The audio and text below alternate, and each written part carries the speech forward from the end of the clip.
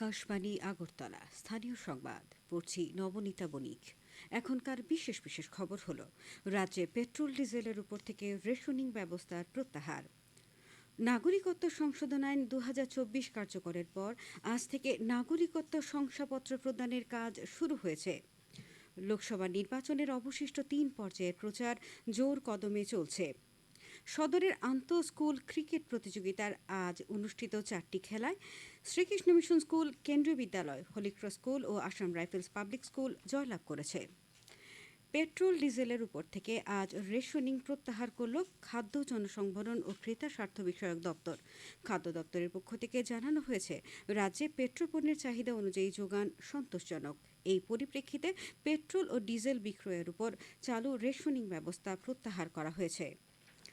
নাগরিকত্ব সংশোধন আইন 2024 কার্যকরের পর আজ থেকে নাগরিকত্ব শংসাপত্র প্রদানের কাজ শুরু হয়েছে। কেন্দ্রীয় স্বরাষ্ট্র সচিব অজয় কুমার ভাল্লা নয়াদিল্লিতে 14 জন আবেদনকারীকে নাগরিকত্বের শংসাপত্র প্রদান করেন। স্বরাষ্ট্র মন্ত্রক জানিয়েছে, ইমেইলের মাধ্যমে আরও অনেক আবেদনকারীদের ডিজিটাল স্বাক্ষরিত শংসাপত্র প্রদান করা হচ্ছে। স্বরাষ্ট্র সচিব জানিয়েছেন, পাকিস্তান, বাংলাদেশ এবং আফগানিস্তান থেকে যে সমস্ত হিন্দু, শিখ, জৈন, বৌদ্ধ, পার্সি এবং খ্রিস্টান সম্প্রদায়ের ব্যক্তি 2014 সালের 31 ডিসেম্বর পর্যন্ত সময়ের মধ্যে ভারতে প্রবেশ করেছে, নাগরিকত্ব সংশোধনী আইন 2024 অনুযায়ী তাদের নাগরিকত্ব শংসাপত্র প্রদান করা হবে। রাজ্য সরকারের বিদ্যাজ্যোতি স্কুলগুলিতে সিবিএসই পরিচালিত এই বছরের দশম এবং দ্বাদশ পরীক্ষার ফল পর্যালোচনা করবে বিদ্যালয় শিক্ষা দপ্তর। বিদ্যালয় শিক্ষা অধিকর্তা নৃপেন্দ্র শর্মা আকাশবাণীকে জানান, বিদ্যাজ্যোতি স্কুলগুলোর ফলাফল সংগ্রহের কাজ চলছে। চলতি বছর 93টি বিদ্যাজ্যোতি স্কুল, দশম এবং 92টি স্কুল থেকে দ্বাদশ মানের পরীক্ষার্থীরা পরীক্ষায় বসে। প্রদেশ কংগ্রেস নেতৃবৃন্দ আজ আগরতলায় এক সাংবাদিক সম্মেলনে অভিযোগ করেন, রাজ্যের বিদ্যাজ্যোতি প্রকল্পে যে সমস্ত স্কুল চলছে সেই সব স্কুলে সিবিএসই দ্বাদশ এবং মাধ্যমিক পরীক্ষার ফলাফল হতাশাজনক। তা থেকে বোঝা যায়, রাজ্যের শিক্ষা ব্যবস্থা ভেঙে পড়েছে। রাজ্যের শিক্ষার মান উন্নয়নে অবিলম্বে কার্যকরী পদক্ষেপ নেওয়ার জন্য নেতৃবৃন্দ রাজ্য সরকারের কাছে দাবি জানিয়েছে। সাংবাদিক সম্মেলনে বক্তব্য রাখেন প্রদেশ মহিলা কংগ্রেস সাধারণ সম্পাদিকা শ্রেয়সী লস্কর ও কংগ্রেস নেতা পার্থ আচার্য। নির্বাচন কমিশন আজ লোকসভা নির্বাচনের পঞ্চম ও ষষ্ঠ দফার প্রস্তুতি পর্যালোচনা করেছে। মুখ্য নির্বাচন কমিশনার রাজীব কুমার, নির্বাচন কমিশনার জ্ঞানেশ কুমার এবং সুখবীর সিং সান্ধু ভিডিও কনফারেন্সের মাধ্যমে কমিশন কর্তৃক নিযুক্ত পর্যবেক্ষকদের সাথে পর্যালোচনা সভা করেন। উল্লেখ্য, আগামী 20 মে পঞ্চম পর্যায়ে 49টি সংসদীয় আসনে এবং আগামী 25 মে ষষ্ঠ পর্যায়ে 57টি লোকসভা আসনে ভোট গ্রহণ করা হবে। নিউ ইয়র্কে অনুষ্ঠিত কমিশন অন পপুলেশন ডেভেলপমেন্টের 57তম অধিবেশনে যোগ দেওয়ার পর সিপাহীজলা জেলা পরিষদের সভাধিপতি সুপ্রিয়া দাস দত্ত রাঁচি ফিরে এসেছেন। আজ তাকে বিশ্রামগঞ্জের শচীন দেববর্মন স্মৃতি কলাক্ষেত্রে সিপাহীজলা জেলা পরিষদের উদ্যোগে সম্বর্ধনা প্রদান করা হয়। এই অনুষ্ঠান শেষে শ্রীমতী দাস দত্ত আকাশবাণীর সিপাহীজলা জেলার প্রতিনিধির কাছে নিউ ইয়র্ক শহরের অভিজ্ঞতা তুলে ধরেন। শ্রোতা বন্ধুরা, আকাশবাণীর সংবাদ সহ বিবিধ খবরের বিস্তারিত আপডেট পেতে লগ ইন করুন www.newsonair.com এবং নিউজ অন এআইআর অ্যাপ এবং টুইটার অর্থাৎ এক্স প্ল্যাটফর্মে। আপডেট পেতে দেখুন আকাশবাণী নিউজ আগরতলা, ফেসবুকে এআইআর নিউজ আগরতলা এবং ইউটিউবে এআইআর নিউজ আগরতলা। গোমতী জেলা হাসপাতালে আজ হৃদরোগ এর বিষয়ে এক আলোচনা সভা অনুষ্ঠিত হয়। গোমতী জেলা হাসপাতালের সাপ্তাহিক আলোচনার অঙ্গ হিসেবে আয়োজিত এই সচেতনতামূলক আলোচনা সভায় বক্তব্য রাখেন ডক্টর তাহিদুল ইসলাম, ডক্টর প্রদীপ মল্লিক, ডক্টর বিশ্বজিৎ পাল ও ডক্টর নীলাদ্রি দেববর্মা। সিপাহীজলার জেলা শাসক অফিসের সভাগৃহে আজ জলবায়ু পরিবর্তন ও মানব স্বাস্থ্য সম্পর্কিত জাতীয় কর্মসূচির অঙ্গ হিসেবে তাপ প্রবাহ বিষয়ক এক কর্মশালা অনুষ্ঠিত হয়েছে। স্বাস্থ্য দপ্তর আয়োজিত এই কর্মশালায় জেলার অন্তর্গত স্বাস্থ্য, শিক্ষা, পানীয় জল, সেচ, অগ্নি নির্বাপক সহ বিভিন্ন দপ্তরের আধিকারিকেরা অংশগ্রহণ করেন। কর্মশালায় স্বাস্থ্য দপ্তরের বিশিষ্ট প্রশিক্ষকেরা আলোচনা করেন। উপস্থিত ছিলেন সিপাহীজলা জেলার জেলাশাসক নাগেশ কুমার বি, অতিরিক্ত জেলাশাসক সুব্রত মজুমদার।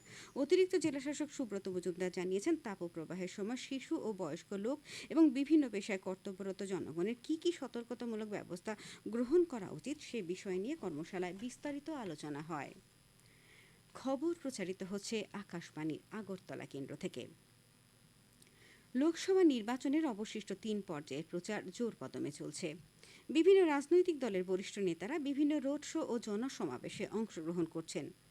প্রধানমন্ত্রী এবং বরিষ্ঠ বিজেপি নেতা নরেন্দ্র মোদী মহারাষ্ট্রের ডিন্ডোরিতে এক জনসভায় বলেন, তার শক্তি হল ১৪০ কোটি দেশবাসীর স্নেহ ও আশীর্বাদ। বরিষ্ঠ বিজেপি নেতা অমিত শাহ আজ পশ্চিমবঙ্গের হুগলিতে এক র্যালিতে বক্তব্য রাখেন।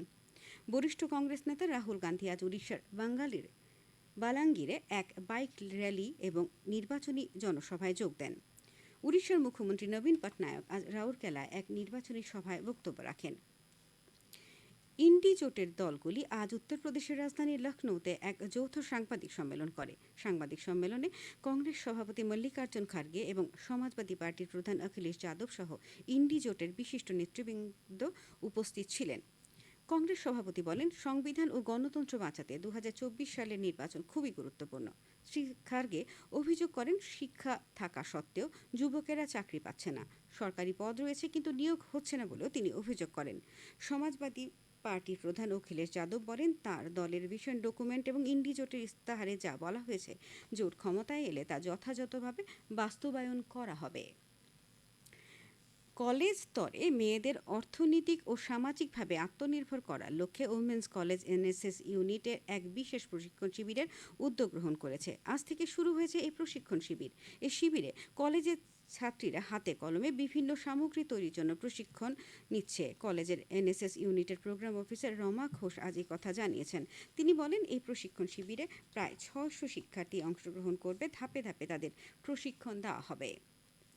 এসইউসিআই রাজ্য কমিটির পক্ষ থেকে ১০ দফা দাবির ভিত্তিতে আজ জিবি হাসপাতালের মেডিকেল সুপারের কাছে ডেপুটেশন প্রদান করা হয়। সংগঠনের সদর জেলা সম্পাদক সুব্রত চক্রবর্তী জানান, উল্লেখযোগ্য দাবিগুলি হল হাসপাতালে জরুরি বিভাগ সহ সবসময় চালু রাখা, বহির্বিভাগের টিকিট কাউন্টারের সংখ্যা বাড়ানো, বিশুদ্ধ পানীয় জল সরবরাহ করা, হাসপাতালের প্রতিটি বিভাগে ২৪ ঘন্টা বিশেষজ্ঞ চিকিৎসক, নার্স ও ওয়ার্ড বয় রাখা।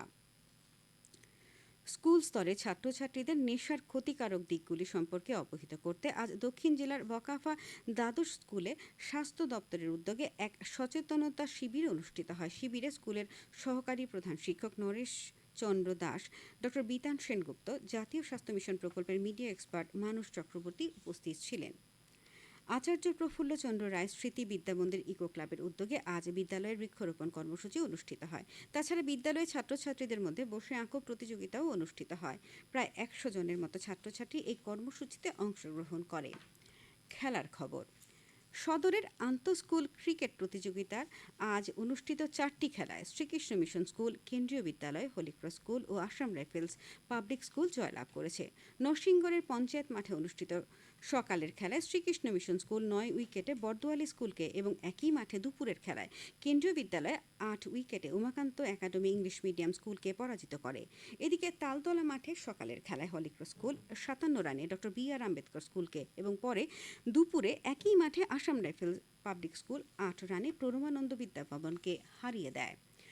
ঘরোয়া প্রথম ডিভিশন লিগ ক্রিকেট প্রতিযোগিতায় আজ অনুষ্ঠিত ৩টি খেলায় পোলস্টার ক্লাব, হারবে ক্লাব ও কসমোপলিটন ক্লাব জয়লাভ করেছে। নরসিংগড়ের টিআইটি মাঠে পোলস্টার ক্লাব ৭ উইকেটে মৌচাক ক্লাবকে, এমবিবি স্টেডিয়ামে হারবে ক্লাব ৪৮ রানে চলমান সংঘকে এবং নরসিংগড়ের পিটিএ মাঠে কসমোপলিটন ক্লাব ৫ উইকেটে বনমালীপুর ক্রিকেট ক্লাবকে পরাজিত করে।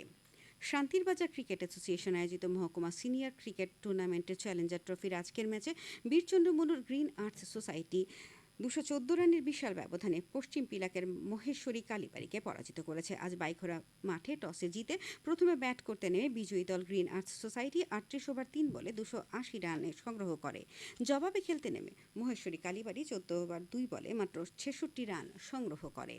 ছত্তিশগড়ের নারায়ণপুরে স্বামী বিবেকানন্দ জাতীয় অনূর্ধ্ব ২০ বছরের ছেলেদের ফুটবলের আসর থেকে ত্রিপুরা বিদায় নিয়েছে। গ্রুপের তৃতীয় ম্যাচেও আজ সকালে ত্রিপুরা পরাজিত হয়। রামকৃষ্ণ মিশন মাঠে অনুষ্ঠিত খেলায় প্রতিপক্ষ মহারাষ্ট্রের কাছে রাজ্যদল ৩-২ গোলে হেরে যায়। এর আগে প্রথম ম্যাচে রাজ্যদল ২-২ গোলে অরুণাচল প্রদেশের সাথে ড্র করলেও পরের ম্যাচে আসামের কাছে ৬-০ গোলে পরাজিত হয়। আবহাওয়ার খবর। আগামী ২৪ ঘন্টায় রাজ্যের সব জেলায় গরম এবং বাতাসে আর্দ্রতার প্রভাব অব্যাহত থাকবে বলে সতর্কতা জারি করেছে আবহাওয়া দপ্তর। তাপমাত্রা সর্বোচ্চ ৩৬ ডিগ্রি এবং সর্বনিম্ন ২৭ ডিগ্রি সেলসিয়াসের কাছাকাছি থাকবে। আজ দিনের সর্বোচ্চ তাপমাত্রা ছিল ৩৭.৬ ডিগ্রি এবং সর্বনিম্ন ২৭.২ ডিগ্রি সেলসিয়াস। উত্তর ঊনকোটি এবং ধলাই জেলার কিছু কিছু জায়গায় গরম এবং বাতাসে আর্দ্রতার পরিমাণ বেশি থাকবে বলে আবহাওয়া দপ্তর পক্ষ থেকে সতর্কতা জারি করা হয়েছে।